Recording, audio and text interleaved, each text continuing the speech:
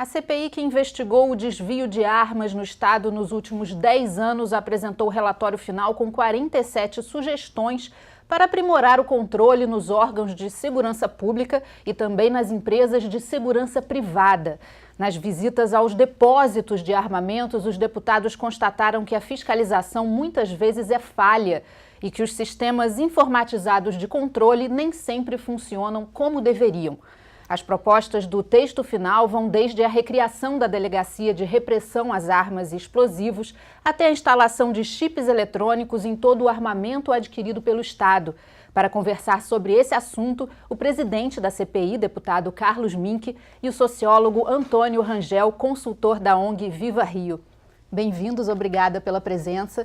Eu vou falar aqui alguns números que foram levantados pela CPI para a gente poder conversar, né? De armas desviadas, 640 da Polícia Militar, 1.050 da Polícia Civil e 17 mil de firmas de segurança privada. Deputado, esse número é muito alto das firmas de segurança. É assustador. Quem controla essas firmas de segurança e como controla? Em tese, a Polícia Federal, por lei. Só que os agentes, os delegados da Polícia Federal vieram à CPI e confirmaram que o controle deles é meramente burocrático. Eles tinham uma delegacia específica, Rangel Bandeira, para armas explosivas que foi extinta. Então eles têm pouquíssimos agentes e uma vez por ano eles pegam os papéis da firma, tipo assim, compramos tantas armas, tantas foram gastas ou roubadas. De vez em quando vão uma vez por ano só olhar, não investigam. Nós, por exemplo, da CPI, suspeitamos fortemente que algumas, poucas, dessas firmas são, na verdade, entreposto de tráfico de armas.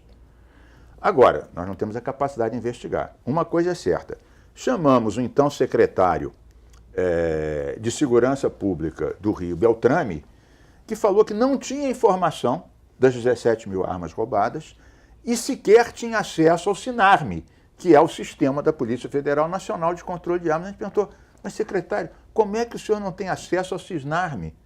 Pois é, não tem, é um absurdo. Então você vê que não há integração entre os órgãos e a Polícia Federal, que por lei deveria controlar essas firmas, não investiga, não controla, faz um mini controle burocrático, sem investigação. Professor Rangel. Eu quis comparar a situação do Rio com São Paulo e ontem eu falei com o coronel José Vicente, que foi secretário nacional de segurança. Aqui foram desviadas cerca de 30% dos estoques das empresas de segurança. Em São Paulo é quase a mesma coisa. Ele disse que 1/3 das armas que a Polícia de São Paulo apreende eram de propriedade de empresas, são de propriedade de empresas de segurança privada. É uma das maiores fontes de desvio. Para você ter uma ideia... É isso que eu ia perguntar para o senhor. No Brasil, são essas armas que abastecem... No Brasil, nós temos cerca de 2.400 empresas de segurança privada legais, com 645 mil vigilantes. A própria Polícia Federal me disse que o número de empresas de segurança ilegais é 2,5 vezes mais. São 6 mil empresas de segurança privada no país. Quem controla? Ninguém. No Rio, para controlar 230 empresas, na melhor época tinha 4 agentes. Continua. E continua. Né? Então não há controle, não há fiscalização. Né? Conclusão, a arma que deveria ser controlada da empresa vai abastecer o crime organizado. Aquele trágico assassinato que houve aqui em 2011 na escola de Realengo, Sim. Aquele estudante matou 12 adolescentes, uma das armas a gente comprou de um vigilante. Né? Então, a absoluta falta de fiscalização é que faz com que... Os donos dessas empresas têm acesso fácil à compra de arma? Realmente, eles têm o acesso à compra de armas e, muitas vezes, eles dão informação no fim do ano. Olha, desapareceram 5 mil munições, desapareceram 30 carabinas. Ok, alguém realmente desapareceu.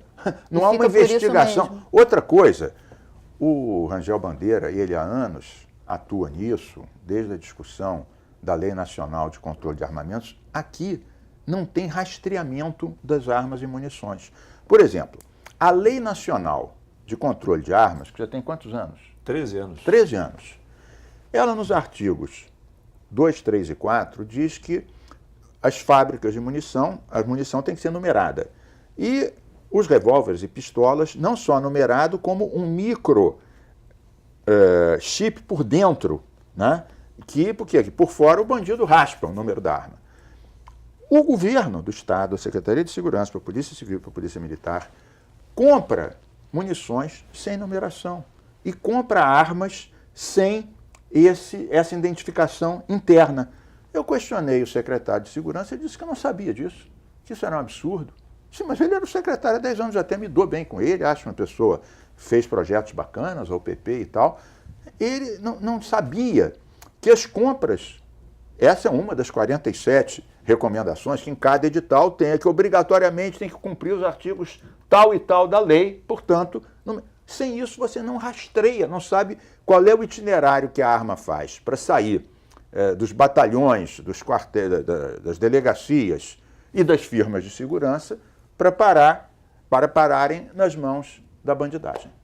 O senhor considera que é uma medida razoavelmente fácil colocar um chip ou ela já vem de fábrica com chip? Como é que isso acontece? São duas coisas diferentes. Uma coisa é identificação, né? Isso é fácil, é obrigado e uma parte das fábricas não cumpre e o governo que compra não exige.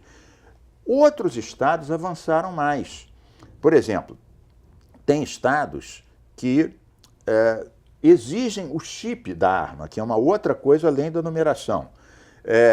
Tem estados que fazem o boletim de ocorrência, o BO, eletrônico, de tal maneira que não é escrito à mão, que pode ser, quer dizer, ele já entra no sistema, quando se apreende uma arma, já entra instantaneamente no sistema. Quer dizer, tem estados que estão muito mais avançados do que o Rio de Janeiro. O Rio de Janeiro, até há pouco tempo, a gente entrava nos batalhões, o controle era manual. Saíam, entravam 30 fuzis, estava escrito à mão, riscado com liquid paper, parecia uma coisa de compra de feira, né?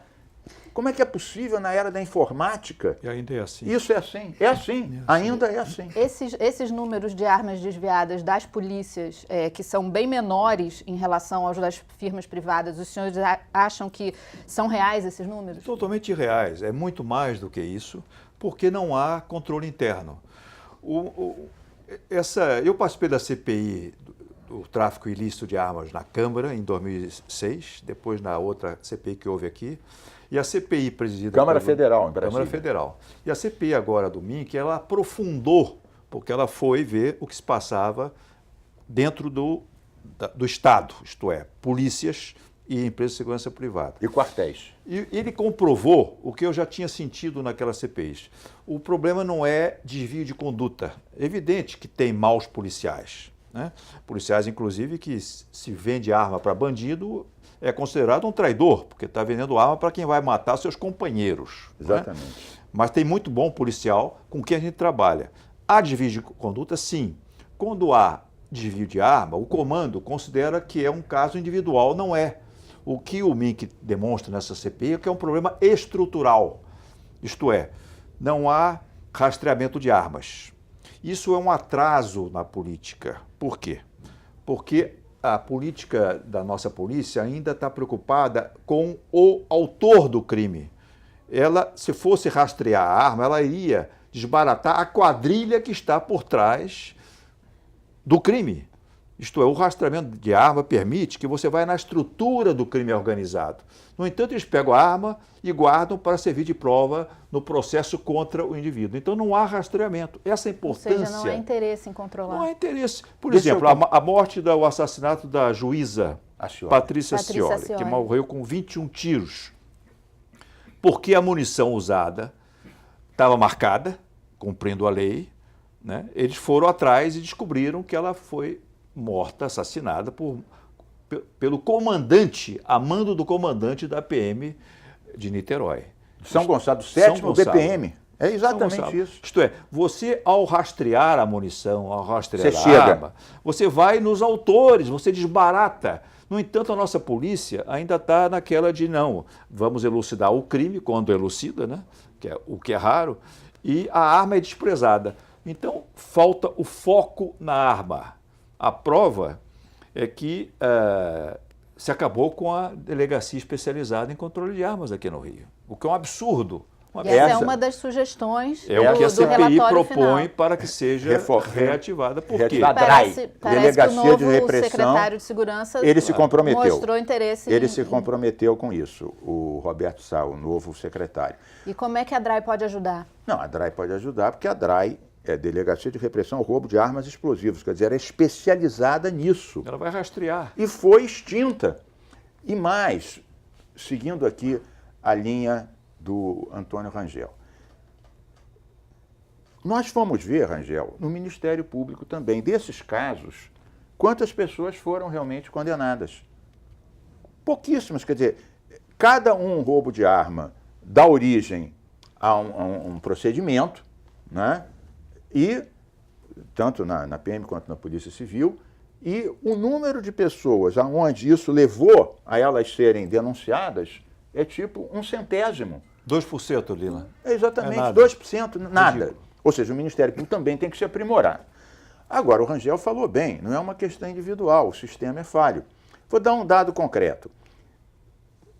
Câmaras filmando os paióis, etc. Não tem. Quando a CPI estava concluindo... Teve uma lei aprovada aqui na LERJ. Exatamente. Tem uma lei aprovada que a gente viu que não era cumprida, a gente aproveitou para fazer o cúmplice dela, e no meio do caminho, esse ano, 2016, foram roubadas 46 pistolas do QG da PM aqui no Evaristo da Veiga. E não tinha a filmadora no QG da PM. Por aí você imagina o resto. Não há foco, não há prioridade, quer dizer, a arma enfim, não é considerado, né? O policial não é controlado.